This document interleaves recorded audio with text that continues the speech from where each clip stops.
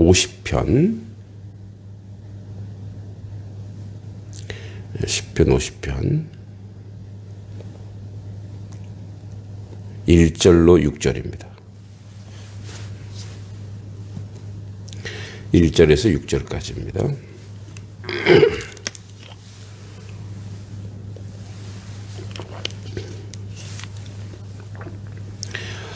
같이 한번 1절부터 6절 크게 읽겠습니다. 전능하시니 여호와 하나님께서 말씀하사 해 돋는 데서부터 지는 데까지 세상을 부르셨도다. 온전히 아름다운 시온에서 하나님의 빛을 비추셨도다. 우리 하나님이 오사 잠잠하지 아니하시니 그 앞에는 삼키는 불이 있고 그 사방에는 강풍이 불리로다. 하나님이 자기의 백성을 판결하시려고 위 하늘과 아래 땅에 선포하여 이르시되 나의 성도들을 내 앞에 모으라. 그들은 제사로 나와 언약한 이들이니라 하시도다. 하늘이 그의 공의를 선포하리니 하나님 그는 심판장이시로다. 셀라. 아멘. 자, 이제 우리 50편으로 새로 이제 들어가게 되었습니다. 이 50편에서 이제 말하고 있는 바는 서론격으로 고라의 이제 자손들이 쓴 그런 책인데, 이 아삽이군요. 아삽. 고라가 아니라 아삽. 네, 고라가 아니고 아삽인데 73편에서 83편까지 쓰기도 한 이 아삽은 레위 지파로서의 아주 뛰어난 음악가입니다. 역대상 16장 4, 5절에 나오는데 이 교훈적인 시편은 오늘 이 시는 십계명을 축약한 시라고 할 수 있습니다. 그래서 하나님에 대한 예배와 이웃에 대한 인간의 의무를 다루고 있습니다. 즉 하나님 사랑과 이웃 사랑에 대해서 이야기하고 있습니다. 그래서 전반적으로 보면 6절까지, 오늘 6절까지 내용이 하나님의 심판에 대한 장면을 생생히 묘사하고 있고, 우리 또 내일 볼 15절까지는 유대인들의 형식적 예배를 고발하고 있습니다. 그리고 마지막 23절까지 이스라엘의 위선적 생활에 대한 비난이 제기되고 있는 후반부 등으로 구성되어 있습니다. 이 시는 전체적으로 종교의 진리와 생명을 등한시하고 오직 외부적인 의식만 중시하는 외식적인 태도, 가식적인 태도에서 신랄한 공격으로 이루어져 있습니다. 이 본시가 쓰여진 시기는 정확치는 않습니다. 다만 유대 민족이 포로로 잡혀간 시기가 아닌 것으로 추측되므로 포로 이전 혹은 이후에 성가를 찬양을 지휘하는 아삽에 의해 쓰여진 것으로 봅니다. 이 당시 이스라엘인들은 성전에 찾아가서 하나님께 예배를 드리는 자체만으로 자기의 의미를 다했다고 생각했던 것 같습니다. 그들은 습관적이고 형식적으로 제사, 즉 예배를 드렸고 마음에 갈급한 심령으로 와서 하나님을 찾지 않았습니다. 그 결과 그들은 형식주의에 빠지게 되었고 외적 규율에 지나치게 관심을 지님으로 인해 영적 본질을 외면하는 결과를 초래했습니다. 이러한 상황에서 아삽은 이스라엘 백성들이 그 외식, 즉 그 위선의 가면을 벗기를 원했습니다. 그래서 신령과 진정, 다시 얘기하면 영과 진리로 하나님께 예배하기를 촉구하고 있는 것입니다. 율법주의, 외형주의에 대한 지적은 보편적 종교가 외적 화려함에 집착하면 내면적 성결함을 잃어버릴 때 드러납니다. 아삽은 당시 부패한 종교적 상황에 대한 아픔을 가지고 외식하는 종교 지도자와 백성들 향한 각성과 외침을 시작으로 이 시를 형상화하고 있습니다. 보통 종교는 이제 의식화되고 형식화되면 이제 외형, 즉 구조를 갖추기 위한 것은 내용을 견고하기 위해서 구조를 갖추는 거예요. 그러니까 그러나 이제 내용이 희박해지면 그 외형을 이제 강력하게 해서 강하게 해서 자신들의 종교가 또는 종교에 드러내고자 하는 부분을 화려함으로 치장합니다. 그래서 우리가 이제 종교가 진실되지 못하고 부패하기 시작하면 화려해지는 거예요. 뭐 우리나라의 역사에서도 그건 분명히 드러나 있죠. 그리고 교회도 마찬가지예요. 교회도 이제 물론 내적 외적으로 다 견고해져야 되겠지만 겉이 화려해지기 시작하면 치장하기 시작하면 그것으로 만족하게 되어 있어요. 이렇게 뭐 옥상에서나 또는 비행기에서 보면은 십자가가 엄청 많다고 하잖아요. 화려한 교회의 그 외적인 부분들을 보고 실제적으로 삶의 내용은 어떤가에 대한 진단이 필요한데 아마 아삽은 이 당시에도 그런 고민이 없잖아 있지 않았는가 생각합니다. 이제 목회자도 마찬가지예요. 교회를 항상 이렇게 교회를 생각하면 교회 건물을 우리가 보통 생각하는데 교회는 실제적으로 우리 몸이죠. 몸. 우리 이 몸이 하나님의 성전이라 성령이 거하는 것이다. 그래서 사실은 가장 먼저 쓸고 닦고 청소하고 세우고 수리하고 보수해야 될 곳이 우리의 몸이에요. 몸. 그래서 이 몸된 성전들이 하나하나 성전들이 모여서 교회가 된 거예요. 그러니까 여기 지금 이 건물이 그래서 예배당인 거예요. 그러니까 실제적 여기 교회라고 하지 않죠. 그냥 이렇게 가르칠 교, 그러니까 배우는 곳이에요. 하나님 말씀을 배우는 전당이죠. 그래서 예배당이에요. 근데 여기서 다른 행위가 이루어진다. 그러면 이거는 다른 학교가 되는 거고, 뭐 식당이 되는 거예요. 근데 우리가 왜 교회라고 하냐? 이곳에 성전된 몸으로 오셔서 이곳에서 오늘도 예배하기 때문에 여기가 바로 교회라는 거죠.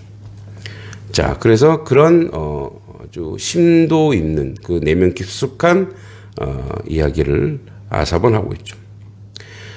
또 본시를 일반적으로 하나님의 뜻을 전달하여 인간의 무지와 변화시키려는 지혜시로도 볼 수 있습니다. 아삽은 하나님께 이스라엘 백성과 지도자들에게 요구하는 것은 재물과 절기에 대한 충실한 이행이 아니라 오히려 마음을 찢는 내적 자기 성찰과 순결함이라고 강조합니다. 이런 아삽의 교훈을 통해 우리는 예배당의 평수, 교인의 숫자, 재정 상태, 하나님의 관심 대상이 아니며 오직 얼마나 진실하고 신실한 남은 자를 확보하고 있는가 중요합니다. 즉 진실되게 영과 진리로 하나님께 나아가고 있는가가 대단히 중요합니다. 하나님에 대한 사랑과 순종이 동반되지 않는 율법주의적 신앙의 폐단을 강력히 아삽은 경고하고 있습니다. 우리에게 시사하는 바가 큽니다. 자, 먼저 오늘 그 본문은 6절까지 이제 이 6절까지도 보면 1절에 오늘 1절에 한번 같이 읽어보면 전능하신 이 여호와 하나님께서 말씀하사 죄송합니다. 해 돋는 데서부터 지른 데까지 세상을 부르셨도다 이렇게 표현하고 있습니다.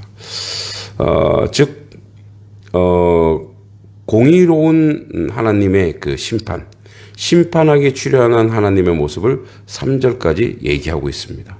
그리고 소송에 참여한 자의 모습을 4절부터 6절까지입니다. 그런데 그 소송에 참여한 자가 바로 하나님 백성이에요. 자, 아삽은 하나님을 전능하신 자, 여호와, 하나님 등 세 가지로 명칭을 부르고 있습니다. 그런데 심판자로서 하나님은 영광 가운데 출현하셔서 이스라엘에 대해서 호출 명령을 바랍니다. 그래서 2절에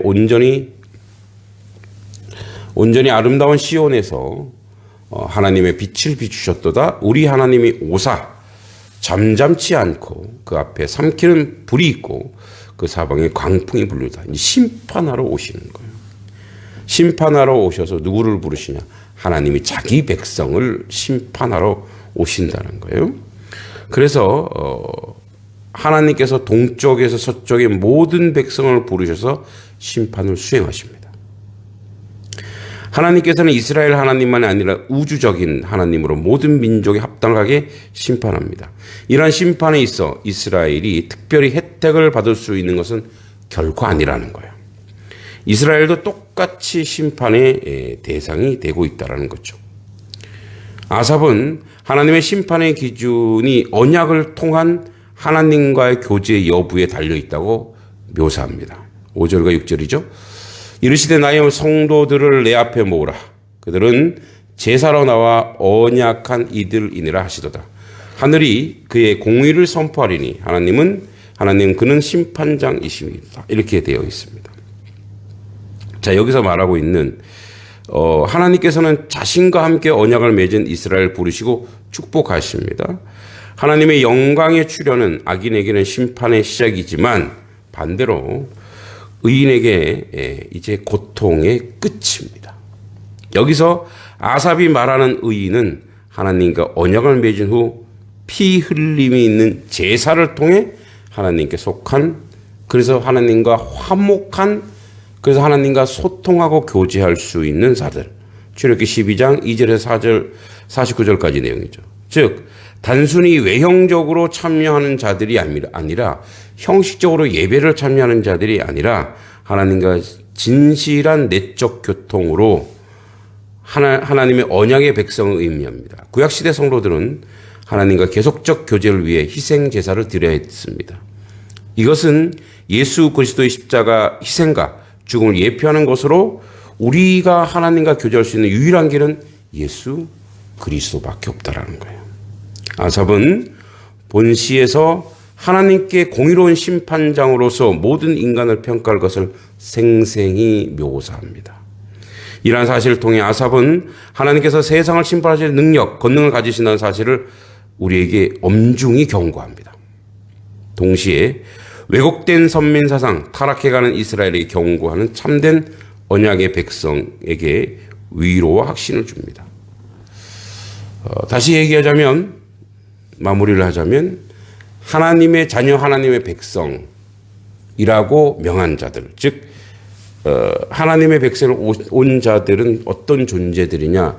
언약의 백성으로 예수의 피로 말미암아 하나님의 자녀가 되었다라는 거죠. 그런 삶의 내용을 어떻게 증명해내느냐? 하나님 앞에 얼마나 진실하고 얼마나 신실하며 얼마나 정직하냐에 따라 다릅니다.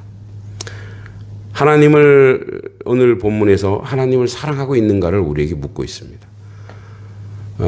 실상 우리는 하나님을 사랑할 수 있는 능력과 힘이 없습니다.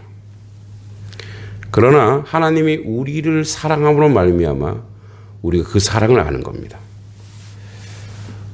태중에 태어난 아기가 엄마를 잘 따르지만 엄마의 사랑을 이겨내지 못합니다. 부모가 자식을 극진히 사랑하기에 자식이 부모를 사랑하는 것처럼 사실 우리의 사랑의 모든 내용은, 우리의 사랑하는 모든 삶의 내용은 다 하나님이 우리에게 주신 겁니다. 그래서 그 하나님이 주신 것에 대해서 우리가 하나님께 반응할 때 그 사랑은 깊어지고 놀라워지는 것입니다. 오늘 우리는 하나님을 사랑하는 그 사랑으로 세상을 사랑할 수 있습니다. 하나님의 사랑이 없으면 우리는 세상을 사랑으로 살지도 못하고 드러낼 수도 없고 이길 수도 없습니다. 오늘도 하나님께서 우리에게 사랑을 부어주고 계십니다. 자기 아들을 잡아 죽여 구원해 주셨고, 오늘도 삼위일체 하나님, 즉 제3위 성령 하나님 우리에게 임마누엘 하셔서 우리 일생에 우리의 감성과 우리의 정서와 우리의 의지와 우리의 삶의 모든 내용을 지키시고 보호하시고 인도합니다. 우리에게 자유의지를 주셔서 우리가 자유롭게 하나님을 고백하고 찬송하고 새 노래로 찬송하고 격한 기쁨으로 주님에 나갈 수 있는 그 모든 것들을 우리에게 허락해 주시는 하나님입니다. 그래 놓고 보면 하나님은 지금도 우리에게 그 사랑을 주고 계신 것입니다. 거기에 대한 우리의 반응. 우리가 반응하지 않으면 그 사랑은 무너지는 것이요. 그 놀라운 사랑은 아무 가치가 없어지는 것이요. 그 좋은 진주를 개돼지에게 주는 것과 마찬가지가 되죠. 그러나 그 사랑을 우리가 받아들이고 아멘하고 수용하기만 한다면 오늘 하루도 천상의 삶이요 하늘의 삶이요 하나님의 나라를 이루실 것입니다. 그 아멘의 고백이 여러분의 삶의 고백이 되길 기도합니다. 하나님 아버지 은혜 감사합니다. 오늘도 주님의 은혜와 은총 가운데 살게 하심을 감사합니다. 무한히 내려주신 하늘로부터 오는 놀라운 진리의 말씀과 그 사랑을 우리가 아멘 아멘으로 받아들여 승리하는 삶, 하나님 백성, 은혜의 백성, 그 보호자 앞에서 구원과 영생으로 기쁨을 누리는 인생이 되게 하여 주시옵소서. 예수님의 이름으로 간절히 기도하옵나이다. 아멘.